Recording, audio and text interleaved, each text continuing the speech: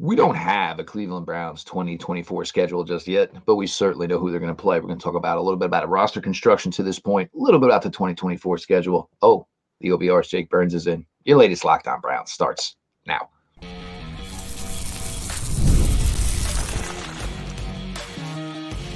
You are Locked On Browns, your daily Cleveland Browns podcast. Part of the Locked On Podcast Network, your team every day. Welcome back, my friends, to the show that never ends, your daily delivery of all things Dog Pound, LGB on the LOB, the Locked On Browns podcast, brought to the Locked On Podcast Network, your team every day. I am your host, Jeff Lloyd. We are joined by the OBR's Jake Burns. I appreciate everybody who makes Locked On Browns their first listen every single day. The everyday crowd just keeps growing. Don't miss out. Subscribe to Locked On Browns YouTube channel. Show is always available. It's always free wherever you get your podcasts. Today's episode is brought to you by Game Time. Download the Game Time app, create an account, and use code LOCKEDONNFL for $20 off your first purchase. Of course, terms apply. Like I said, the OBR's Jake Burns is here. I'm going to talk a little bit about the construction of the Browns roster through the draft process compared to the rest of the AFC North. Jake, now, I think going into it, the Browns were probably in the most sound spot out of everybody. Cincinnati's still obviously a major question. What's going to be the future of T. Higgins as far as this season is concerned? Tyler Boyd has now officially moved on from the Bengals. Steelers, a lot of work was needed. Offensive line, some help on the defensive side of the ball. Baltimore, look, when you're good and you're good consistently for a long time, you're going to get a year where you have a lot of attrition. Ravens moved on from some coaches, which led obviously to some players moving on. But where are we looking at now? I mean, this team, Cleveland, was really strong going into this offseason. Obviously, it was never going to be the draft for them. It was going to be about what they could do in free agency. Obviously, the Jerry Jeudy trade. Some thoughts here, Jake, on what Cleveland's done to this point. Yeah, so I spent a little bit of time last night, ironically, for a piece I was doing looking at the 2020 draft. And a part of like going back and looking at Andrew Berry's drafts before this is what was the roster going into that draft, right? That's a fun exercise to do going to, and I was impressed, Jeff. You go to ourlads.com, which is a great depth chart site. They go all the way back to 2007 in terms of keeping like monthly depth charts. So that's pretty wild stuff. But yeah, you look at like April of that year and you see a roster that had holes. Like they needed a tackle. That was abundantly obvious. They had no third wide receiver.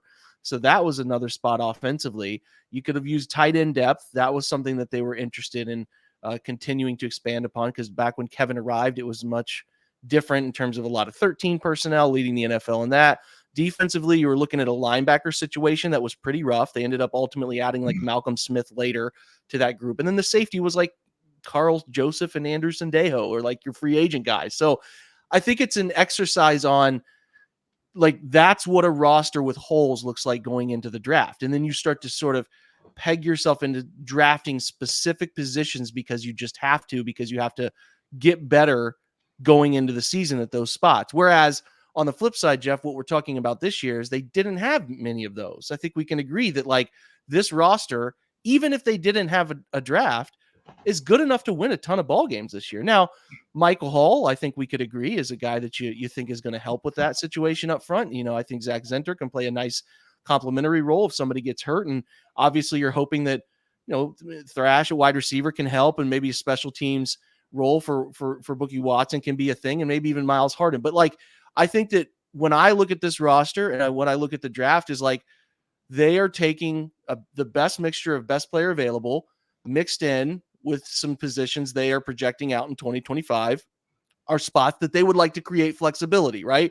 They draft a wide receiver at 156 because if we don't feel compelled to keep, you know, David Bell, or Amari steps away or whatever, we have some options. Obviously they can still address it next year in the first round, et cetera, et cetera. But like, they're just giving themselves options at guard. If we don't want to pay a big contract to finish out Miles Teller, we have an answer there now. Or if Joel is, you know, he had a back injury last year. If that continues and compounds this year, this is rough. Those are rough for offensive linemen. You never know. So like what I'm getting at is, and Michael Hall obviously creates with Dalvin Tomlinson's situation coming up, like the year of it's potential you could get out of it. And some of these 1-year rental game they're playing, they're trying to find long-term answers. And the good part is in the hunt for long-term answers, you don't have to worry about filling immediate needs. And I think that's just a bit of the benefit. Now they put the pressure on themselves to live that life because of the Watson trade, not having first round picks, but I think we can look back pretty fondly on, and we have to get a little bit further away from this draft, but I just have a feeling we're going to look pretty fondly upon what Andrew Berry was able to do in a 3-year window of not having a first round pick, and 2 of which didn't even have a second round pick because he moved back, and what he was able to pull out in terms of keeping the roster floating through the draft. So I'm encouraged with where it's at right now. And I think they did a nice job of maybe not going with the most well-recognized names in these selection spots, but addressing, I think, again, things that are going to be future positions of need and some players that could provide some solutions there. Because that's all you can ask. Anything third round later, you're just hoping you can get some sort of impact on that rookie contract. Yeah, certainly a lot of pressure when you put your general manager in that situation, basically saying we're taking, the draft away from you for several years. And I think that's one of the more impressive things that Andrew Berry has done to this point is just having to be flexible within his position. Sorry, this year we're going to go heavy free agency because we don't have a lot in the draft, vice versa. This year was more about retaining what you had as opposed to really jumping into the free agent pool, which they did a great job of. But you look at this and look, and everybody, they don't want to look. There are questions about certainly Joe Burrow going into the season in his health. There's certainly questions about Deshaun Watson going into the season in his health. The Pittsburgh Steelers quarterback situation is certainly a question to be talked about. Obviously, the standard in this division to this point, the quarterback position is the Baltimore Ravens. But everybody's got some work to do.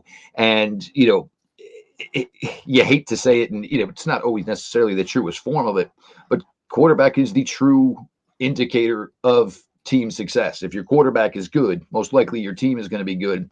And you look at this division, and a lot of it's going to come down to how it shakes out for Cleveland, how it shakes out for Pittsburgh, certainly how it shakes out for Cincinnati.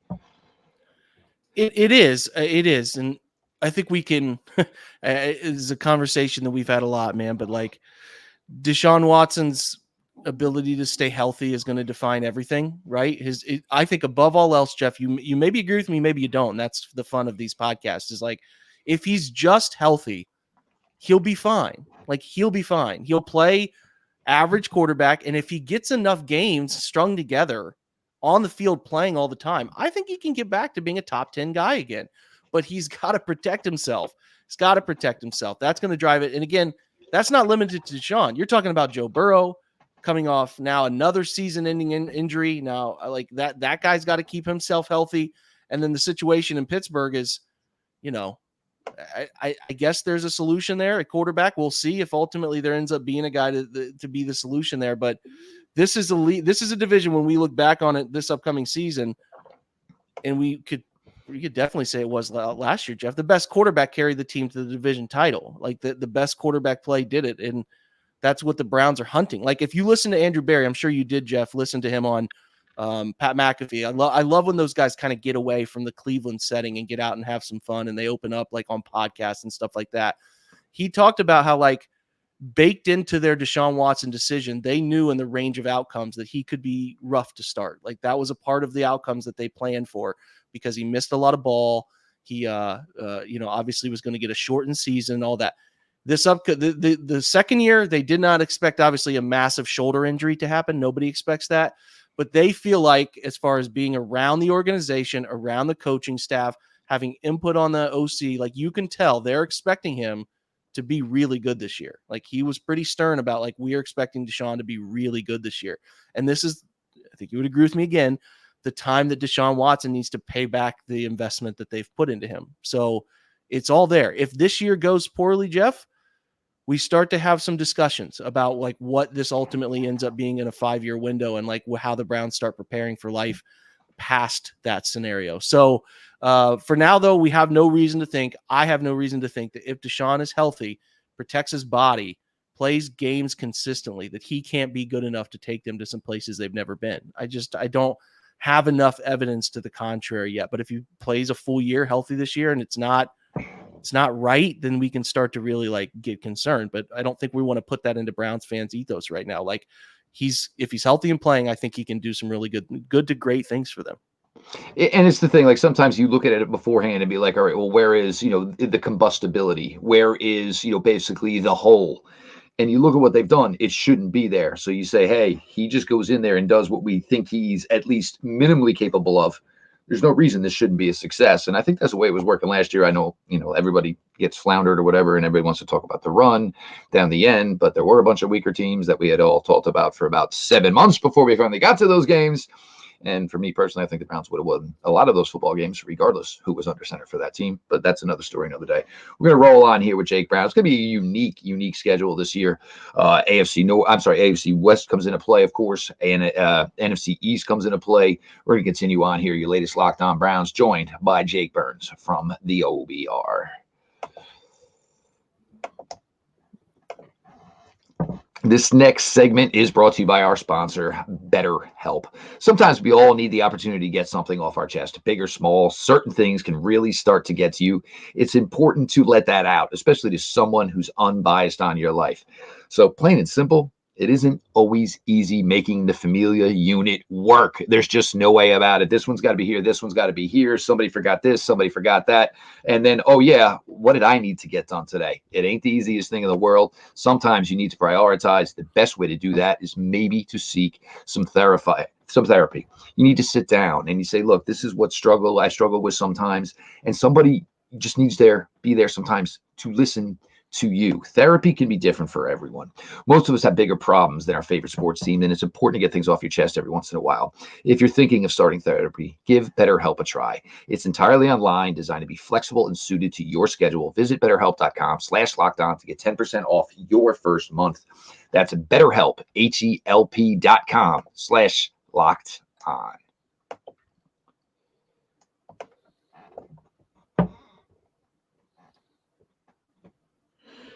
Your latest Locked On Browns continues. Your host, Jeff Lloyd. We are joined by the OBR's Jake Burns. Appreciate Jake for his time here. We discussed a little bit about the Browns roster, certainly Deshaun Watson, the biggest factor for 2024. But, Jake, it's a unique schedule. We'll get the individual and the particulars next week. And I don't know why the NFL keeps pushing this off further and further and further. But we know 8 at home, 9 on the road. Some of it, I think, breaks easier for them. You don't want to go to Kansas City. You'd rather have Kansas City come to you. Probably the same case for the Chargers. The NFC East, they're going to make trips out to Washington, where it seems Browns do play a lot of games. Philadelphia as well. Giants, the star of Dallas, comes to Cleveland this year, and which feels like such a different scenario because you always talk about the prestige of that star. But now, obviously, Cleveland in a much better standing. It's an interesting schedule, and it will tell, if this team is real, because there aren't much layups in this schedule like that closing part of the 2023 schedule had. No, you're right. It's funny. The NFL teased us this past week with we think it's going to be out this week. And I'm like, well, the NFL likes to build up these big events. I think they're gonna give themselves a little bit of a runway. On Tuesday, 2:30. You know what? Here comes. Yeah. They don't operate like that. Even though they're cutting back their TV programming and letting go of some talented people, here nor there. But they always build up those moments. But yeah, it is a schedule that, drawing the Saints as the crossover NFC team and getting to go to that dome again. I do think, in my opinion, I know what the 23, they, according to last year's results, have the the hardest schedule according to those metrics. That doesn't matter to me so much. I think taking Vegas over-unders based on what teams did in the offseason is a better way to look at what the strength of schedule is. We'll see what that really looks like once we get to the middle of the summer. But I don't look at that schedule and find myself overly intimidated. Some of the teams that you traditionally would be like, it's a good year to find the Cowboys on the schedule. I think that team's taken some steps backward. I think you look at the Commanders and find them as a team that you can, looking around that NFC East, I don't find myself grossly afraid of anybody. I mean, the Eagles are going to be a real challenge. There's no doubt about that. But, Sirianni's in a prove-it year, and there's some things that we know happen late in that team's season. And then the Chargers, and you're dealing with Jim Harbaugh now. It's a transitional time for them. So much of the schedule ultimately is catching the team at the right time at the right moment. Think about last year, Jeff, catching the Bengals before Burrow's calf was right, early part of the year, catching the 49ers in the rain where they couldn't really aggressively, deal with the man coverage that they were, putting in front of Brock Purdy, right? Clayton Tune, not that the Cardinals team was very good, but you're just getting those teams at the right time. And I'm not trying to make excuses for wins. The Browns dominated some of those ball games, but I do think it's so much of the in-season schedule is catching a team at the right time, at the right moment. And I feel like as I look at that early schedule, I don't see a bunch of, oh man, how do they get that game done type of results, So we'll ultimately see, but there's not looking at that schedule and thinking, as long as you come out of the division with a 3-3, 4-2 record, it's certainly plausible to see that 10, 11, 12 mark being very attainable again, considering you stay healthy and all of that stuff around it. But that schedule is, I don't know. There's been rumblings about a potential trip overseas to London with Jacksonville. I don't know about that. We'll see what comes of it in the next week or so. But I definitely look at that schedule and I'm not sitting there thinking to myself, Jeff, like this is the hardest schedule in the NFL this year. No doubt about it. I just don't get that vibe. There's certainly a ton of winnable ball games on that thing early. I think part of that comes with probably just not understanding maybe what the legit expectations of this roster are. And you look at the way it's constructed, and a couple of years ago where this team was just like, all right, well, just give me 5 guys. I don't care what their names are that weigh 300 pounds, and we're going to call them our defensive tackles. As to where now it is now a more pronounced and driven position that they have focused on. Certainly it comes with the switch into a defense coordinator like Jim Schwartz, who values interior pressure the way he does, and you pair that with just the absolute freak of nature of a guy like Myles Garrett on the outside, makes quarterbacks' lives a living hell. So certainly going to be interesting for it all to unfold the way it does. And the effort, like we said in segment 1, has certainly been put in here to improve the overall depth of this roster and just have it where it needs to be. We got rookie minicamp kicking off here. Going to talk a little bit about that and just the adaptation of these guys, going from absolute big man on campus. And you get to feel that way that first day in the building because there's no vets around, and then all of a sudden that'll change in a week or two. But some thoughts on that continuing on here. Jeff Lloyd joined by the OBR's Jake Burns.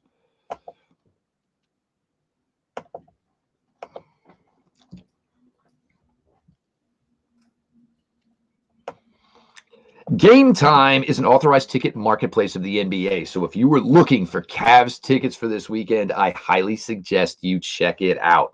Prices on the Game Time app actually go down the closer it gets to tip-off. They understand they want to sell these tickets. They're not going to try and gouge. With killer last-minute deals, all-in prices, views from your seat, and their lowest price guarantee, Game Time takes the guesswork out of buying NBA tickets. I love the fact that they have the flash deals. You can see it even more with an exclusive in-app deal on select seats ahead of the game or the event. The lowest price guarantee on Game Time will credit you 110% of the difference if you find a better deal elsewhere. Take the guesswork out of buying NBA tickets with Game Time. Download the Game Time app, create an account, and use code LOCKDOWNNFL for $20 off your first purchase. Terms apply. Again, create an account and redeem code LOCKEDONNFL for $20 off. Download Game Time today. Last minute tickets, lowest price guaranteed.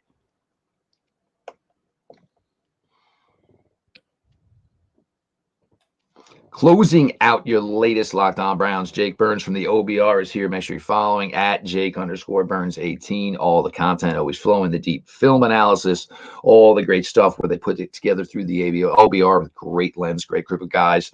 Now, Jake, it rolls into this now here. And, look, certainly Mike Hall, the local kid, high school-wise, the local kid, college-wise, kind of becomes the headliner here. 5 of the 6 Browns rookies to this point have been signed going into this, so everybody that is healthy and ready to go should participate. Bunch of undrafted free agents. Was one roster move yesterday. Dawson Dietrich failed physical, so unfortunately his contract has been terminated with the Browns. We'll see the way that works out. But the thing, and it's going to start here, and I think this is one thing, and you look at what they've done with the offensive line, and you had that offensive line coach for 4 years with Bill Callahan. Obviously a situation that everybody just said, hey, this is the way it's going to go. Did Bill maybe truly want to leave? But it's very, very rare that, hey, my son got a job. I don't know how much longer I can do this. This is something I would like to experience. Also, it may have been the right time to move on because we can see that the Browns offensive line, we kind of know what it is going to be this year, but we're certainly peeking behind that curtain because we understand that this room is something that's going to be a work in progress going certainly in the next season. And then probably by 2026, just a completely different unit, maybe across the board, except for maybe DeJuan Jones and certainly Zach Zinter. But getting these guys in here, starting to get them acclimated to the NFL and, there's a lot of new coaches here on the offensive side of the ball as well, Jake. So you're going to start to see to get some changes and some new influences on this team. It should all look entirely different. I've been kind of vocal about that this offseason, that the feel around how the Browns structure their offense, the way they layer route concepts, the way they block, how they are coached up to block, the motion they use, the principal run scheme they like sort of land on. It should all feel very different. I'm not saying you're now watching like the Rams or something, but I am saying it should, from the staple of, and this is a rare thing to Browns fans. I've kind of, again, tried to point this out, that it's not often you get the same guy calling plays in Cleveland for 4 years in a row. So you have an idea of how the Browns offense looks in general. And now you're going to get, I think, something that feels different. It should. Like, Kevin spent last year replacing every part of his defensive staff that mattered. Essentially, they kind of made the full change when they let go of Ben Bloom and made a defensive line move this offseason. But they did the similar approach with the offense, and they brought in guys who have experience doing things their own way, right? Like a bunch of guys who have coordinator experience at the college level and the NFL level, who have put together their own playbooks and their own call sheets and their own thought processes around film, their own in-game adjustments, their own in-game play calls, quite obviously. Like, they have guys who have had to think through football at a deep, complex level, not a position coach who just sort of does the job and yucks it up and goes home. Like, no, these are guys out. I mean, and even O'Shea was responsible for their game plan in the red zone. Like, he was their red zone guy. Like, that's the part of his development. And they were a pretty good red zone team, and they have had some nice concepts. So, like, everybody in that room now has a voice that has led a room and has come up with their own solutions. And I think Kevin wanted that. Kevin wanted more people around him to challenge the way he thought about offense. He wanted more people around him to give him solutions to sticky situations they find themselves in throughout games. And I think he's done a great job putting those people around him. And we'll see what that looks like. They might change. Like you said, Andy Dickerson might have a completely different preference for offensive line type. There might be different ways that they try to bring guys along that could be filling the holes between. You're kind of careful with Callahan not to be like, yeah, he's gone, it's great, so it's a perfect. No, like, he's one of the best respected minds in offensive line coaching history. So saying that it's going to be okay is telling people something that I don't think is fair. But I do think Andy Dickerson's well respected. He's been that way since he left LA and like went to Seattle with Waldron and was in the run game coordinator before the before being the O-line coach, because they needed a role for him and he wanted to get an opportunity to do something more meaningful. So like, Seattle was driven to give him this promotion to get him out of LA and get him into their organization. And that is saying that he's a very smart dude. He was around, Rams football from the move from St. Louis back to LA and was around McVay. Like, he's been doing this for a while and he's around smart people. Waldron is pretty good.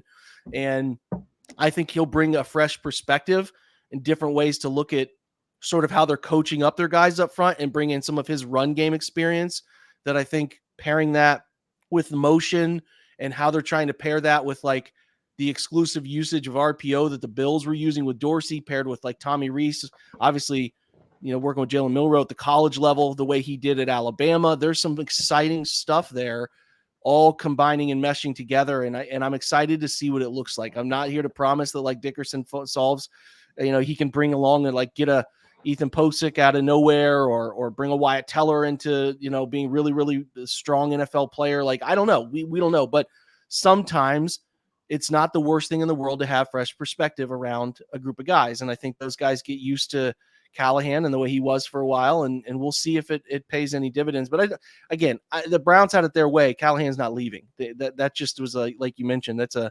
very rare scenario where a guy's just, you want to coach with your son. It's a dream scenario. So you let him do what makes him happy. But the Browns wouldn't have let him go if this one random thing didn't happen. So, but again, that's not to say that now we have to write the obituary of the Browns offense because they lost him. They can still solve plenty of things. And I'm excited to see what Andy can do, because I do think he's pretty good at his previous stops.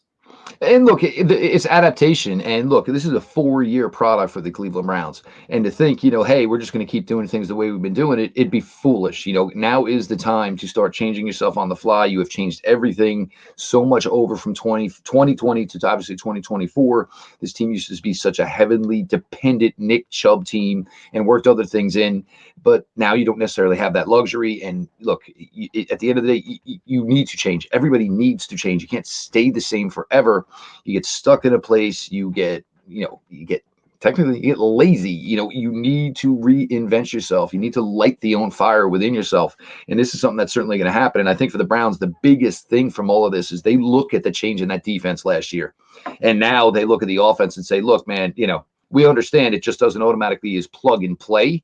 But look at what changed on that other side of the ball. We addressed the personnel to fit everything we had coaching-wise, trying to do the same thing now with the offensive side of the ball. Certainly, you'll get a taste of it here this weekend with rookie minicamp, and then certainly as it rolls on, headed to training camp starting in July. He is Jake Burns of the OBR.